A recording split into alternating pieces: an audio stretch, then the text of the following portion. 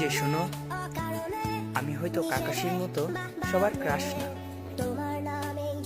কিন্তু আমি ইতাচির মতো তোমার অজান্তেই তোমার মনে জায়গা করে নেব।